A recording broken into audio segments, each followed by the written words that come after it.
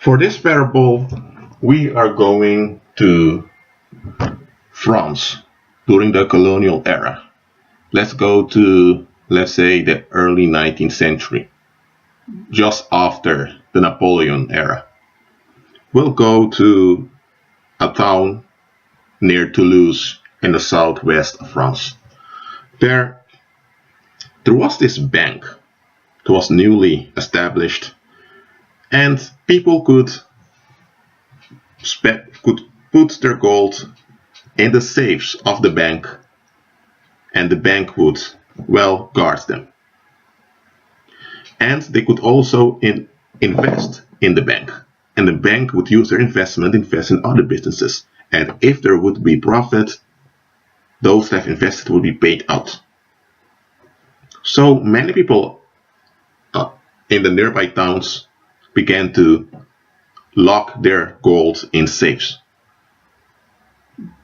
Not only their gold, also their precious jewels like earrings or necklaces, so like even expensive shoes. They would go to a bank, they would make an account, they would put them behind safes.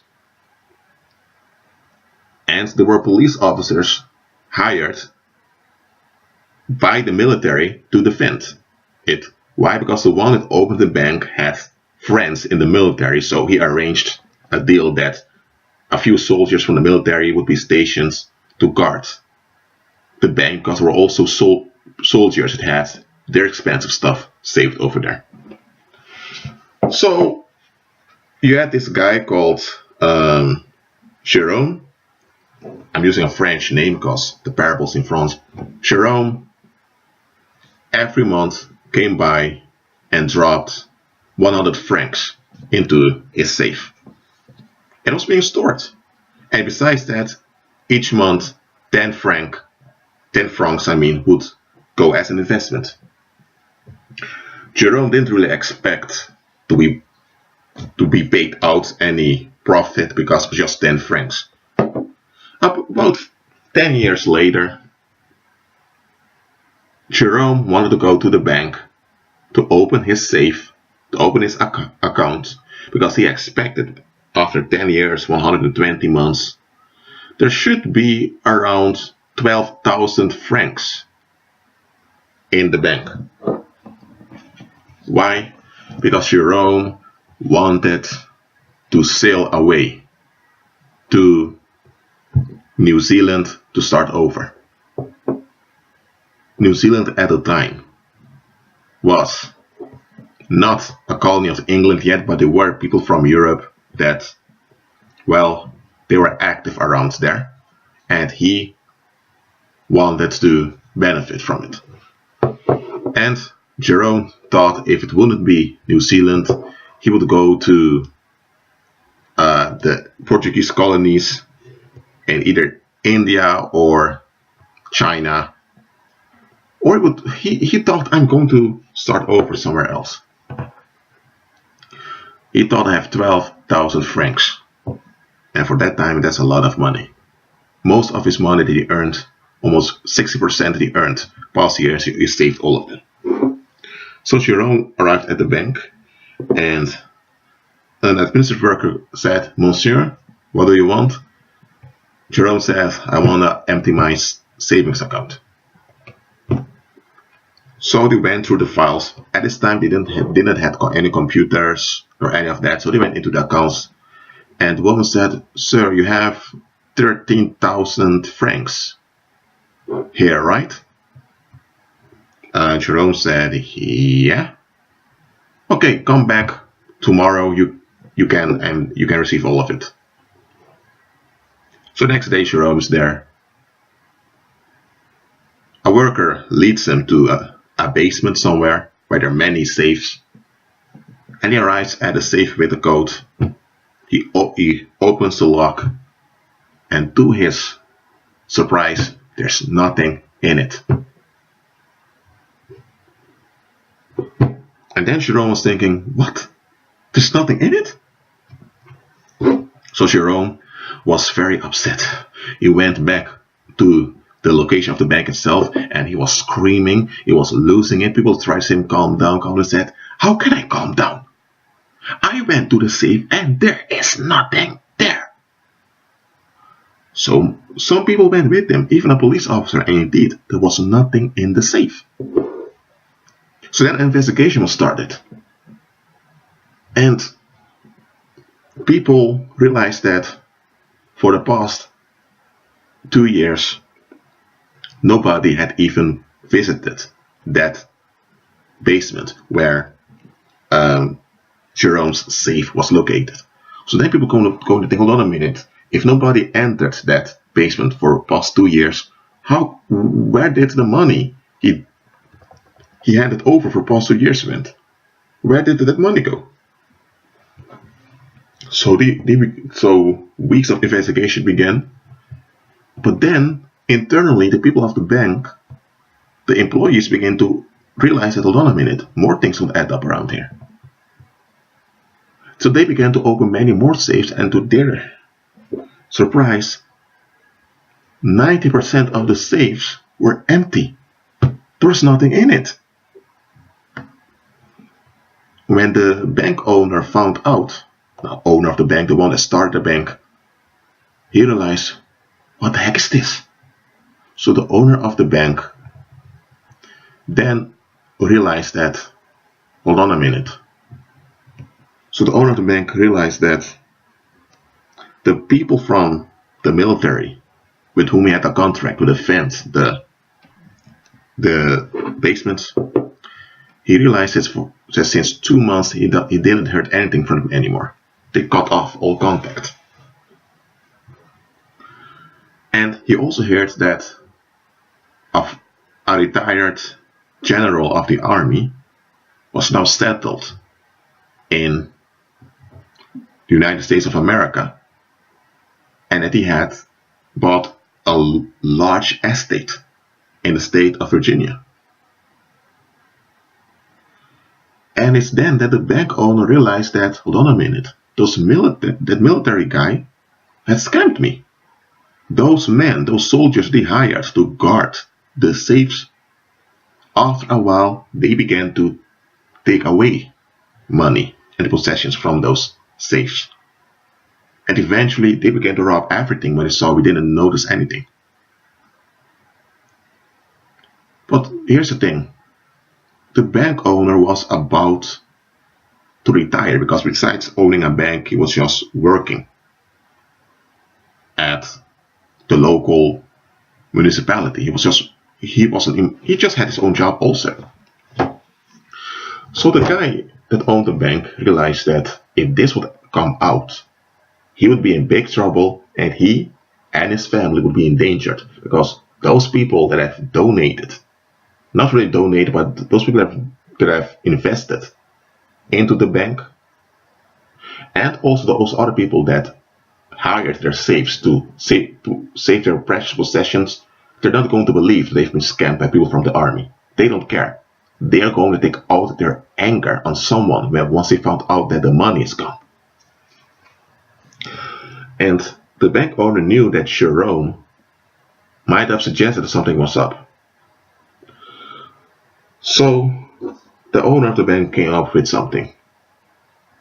The owner of the bank knew that there were reserves in Paris, and that if you came with a certification, you get withdrawal money from it. So the owner of the bank wrote down a certification of 40,000 francs and handed it over to Jerome. And he said that, well, there was something wrong with the investment. That's why things went out of control. Things wasn't well organized. But, well, the little money that you invested, those 10 francs each month, it has been invested and it's become more.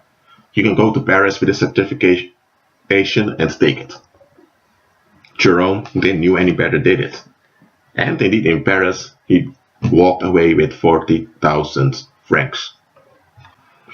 What Jerome was not aware of, however, that this was a trick. It was a trap. Why? Because the bank owner had a safe in Paris, where he saved the investments that people made in the bank, not the money and the possessions they saved in behind the locks, but just investments. And the guy he didn't invest anything, he just saved all of it. And there was 50,000 francs in the safe in total. But now that Jerome came and took 40,000 away, it was the safe. Let me say the safe wasn't just of that bank only. He had more banks that stored their investments over there. He also took that 40,000 included the investment of many other banks. So about 3 months after this happened, people found out that there was 40,000 francs stolen from the National Reserve in Paris, and an investigation began. And in this investigation, they found out that a guy called Jerome from around Toulouse in the south of France, he took away 40,000 francs 3 months earlier, and also found out that the local bank where Jerome had an account was plundered. 90% of all the money and the metals that people had stored over there was stolen. So when this all came out, guess whom they went after? Jerome. Jerome was trapped. Jerome had no evil intentions. No, he didn't. Jerome had 12,000 francs that he saved through hard working, and he wanted to access his money that he entrusted to the bank to keep it safe. The bank couldn't keep it safe. It was robbed. The bank owner did not want to face the consequences of what has happened, so he came up with a rescue plan to save himself. And this rescue plan implied that Jerome would get compensated for the trouble he has been through, but it would be a short-lived solution. Why? Because now it was Jerome that became known as the big swindler, as the big scammer. Well, he wasn't a scammer at all. He saved his money and he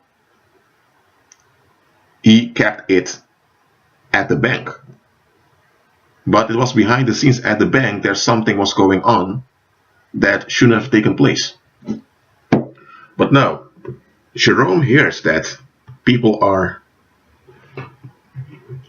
on their way to arrest him and jail him. Some even rumor that he might get a death penalty. And Jerome thinks, no, I need to prove my innocence. But one of his friends told him, Jerome, people don't care about what's true or not. People are pissed off because they've lost their money. Their money is gone. Their possessions are gone. And you are the one they've pointed their finger towards. They don't want to face that they've invested, that they have bet on the wrong horse. You also invested in that bank by entrusting that bank to guard your money. And they did it, but eventually it wasn't safe. Well, you now have 40,000 francs. I suggest you to just leave France and start over somewhere else, as you wanted to, because these people don't want to face the truth about their own investment, about their own contribution. And you used to be one of them, but they don't care. They just want to take out their rage right now. So Jerome listened and he departed towards Spain. And from Spain, he sailed on to the Philippines, where he bought an extended farm and began farming. He also took a Spanish passport so that the Spanish authorities would protect him over there in the Philippines. Now, this is a very short parable, but what I'm pointing out in this parable is the following. When people, I'm not talking about money right now, okay? I've just used the issue of money as a metaphor here. When people invest their way of thinking in certain ideas or in certain principles, when they invested their all into it, they never want to face falsification of what they've invested in. Now, I'm not talking about religion. So many of you may think I'm talking about religion right now and people becoming violent because people don't believe in their religion. No, I'm not talking about that. When people trust someone thinking, this guy is a good guy, he's a hard worker, and later found out he was a criminal, people are shocked that they didn't see it happen, but they can easily recover from it and move on. Of course, it's not easy, but people can process that. But if people expected wrong of you and they've invested against you to build up their pride and build up their self-esteem, their whole investment depends upon their stigma upon you. They are normal, they are all right. They're the right kind of people. They're not perfect, but at least they're honest. And all of that depends upon bad examples. It's all based on comparison. It's a duality. And they avoid certain people to validate that sense of self. It's all about self-validation. So the people that are around are there because they are a part of the self-validation they are involved in. Some people they've avoided and treated badly to vindicate their self-validation. What would happen if one day that the reward of self-validation dissolves? That would mean that all their efforts in maintaining self-validation would become useless because there's no reward anymore. Now you would say, well, they can just move on, forget all about it, but hold on a minute. They've built up relationships and networks centered around self-validation. They still have to deal with all those people. And all the time that has passed, they can't take back all that time. So they don't want any falsification of their ideas. So what happens when people have built up an image about you in the negative or a disappointing image of you, and later evidence reveals that it is wrong? What if people have invested against you based on a negative fact concerning you? What if this negative fact is gone now? And not only is that negative fact gone, but now you're operating in victory. Let's say that you used to be someone with communication issues. You didn't know how to communicate, and people used that against you. Now, not only is that issue gone, but you have a whole social network, an extended social network. And now not only that, but now you're also effective in business. Now things keep growing and growing around you. What's going to happen to all those people that have made up their mind to think a certain way about you, who've invested them feeling good about themselves according to that way of thinking? What's going to happen to that good feeling of security they have? It dissolves. And people can't stand that. They will riot. Literally, they will riot. They will. And look, in this story, this parallel I just gave to you, the owner of the bank who benefited the most from the investment, he did not want to face that he made a bad decision by entrusting people from the army, because that guy in the army, he don't left with all the wealth, and he was left behind with all the troubles. He wanted to escape it, so he passed on the tensions to someone else. And when the tensions were passed on to someone else, it took the form of a benefit. Instead of 13,000 francs, for which Jerome worked very hard, he now had 40,000. That's almost thrice. That actually is more than thrice of what he saved for. So Jerome saw it as a blessing. But here's the thing, it was not a blessing, it was a trap in disguise. Because now nobody had to hold themselves accountable anymore. Everyone would focus on Jerome. All the fault would be on Jerome. Now, that is how it often goes in the paranormal. In the paranormal, when there is a lot of tension somewhere and people want relief from the tension because they know if things are coming out, it's going to be disastrous.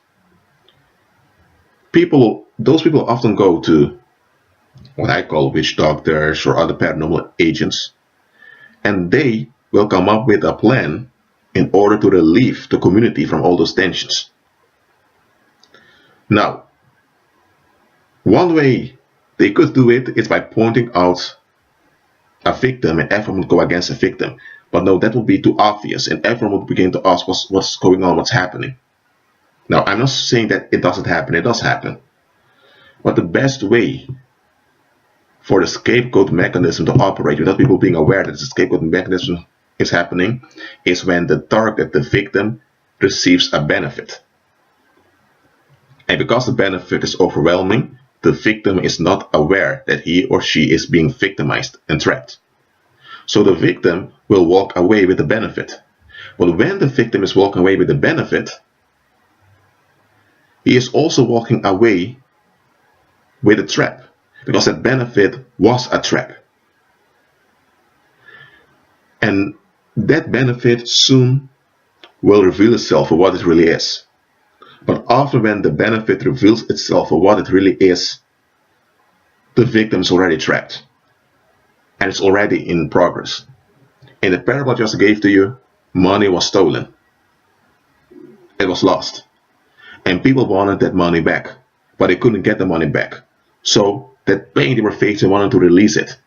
But now they had someone to blame. Jerome. But Jerome didn't steal the money. He didn't. But he did have benefits. Benefits that those people wanted, but they didn't have. So those people felt robbed. And they saw Jerome with the benefits. So because they witnessed Jerome with the benefits and they not, they felt pain when they saw Jerome with benefits. But that pain was not caused by Jerome. That Jerome was not responsible for it, but nevertheless, because they were triggered internally by the benefits that Jerome had, Jerome became the one that caused the pain in them. And everything was now Jerome's fault.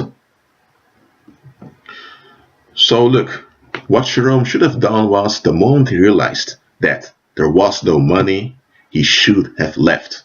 He should have just accepted, you know what, I've invested so much in this, but okay, I need to move on.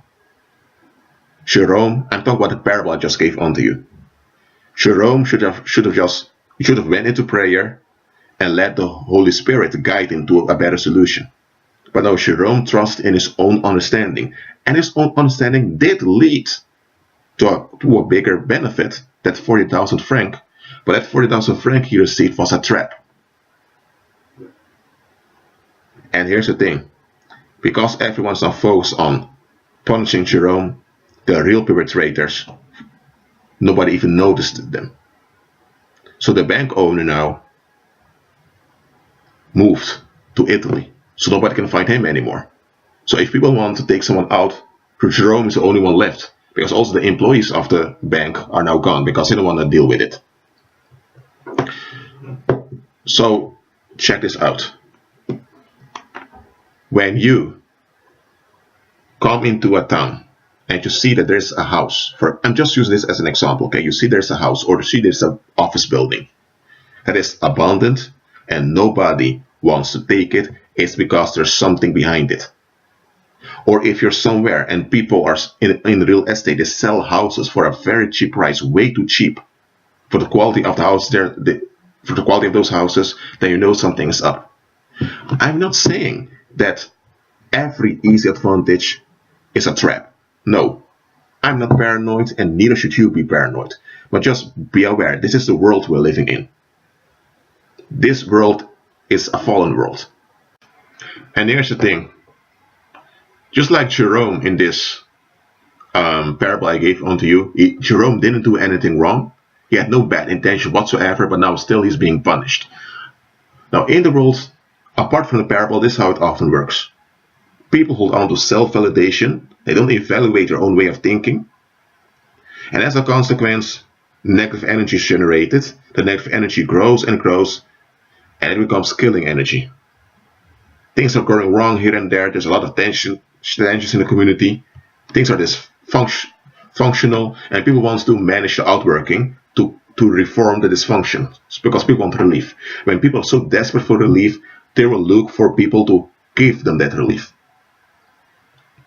And when people wanted relief so bad, the ones that promise the relief, they will come with a project to establish that relief in the community.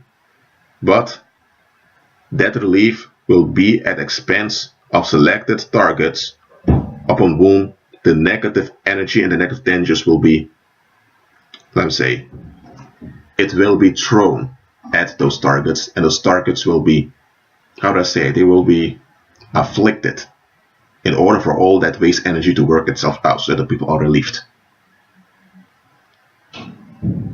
So it can be, for example, that you want to buy a building for your own business, and you are a believer, but the Holy Spirit tells you, Jeff, don't buy it. Let's say your name is Jeff. Those who tell you, Jeff, don't buy this.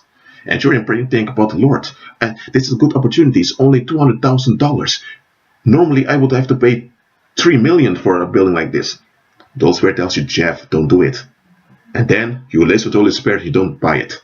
And then you think, and everyone around you thinks, Jeff, that was a great opportunity, man. Why did you let it go? And later you begin to doubt and think, was really the Holy Spirit? And you begin to cry and you begin to complain, why did I let this happen? And then you are in prayer again, and the Holy Spirit asks you, Jeff, where are you set? And you say, Lord, I wanted to buy that building. I had a chance. I just had to sign it and it would be mine. And then the Holy Spirit tells you, look at the history of that building. So you look for the history, you go to a library, and you found out that for the past 8 years, the building had 32 different owners. People shortly after purchasing the building and going into it would leave. And you also find out that around 80 people went missing after a visit to that building. And you go deep into history and you found out that the one that constructed that building 32 years ago, he was a warlock. He was into voodoo and all of that. And you found out that the building was built as a cover-up for all the other stuff they were doing. And it's then that you realize, oh there, I almost fell into a trap. That's why, don't be like Sharon. Trust the Lord. Trust the Most High. Agree with Christ. That being said, be at peace.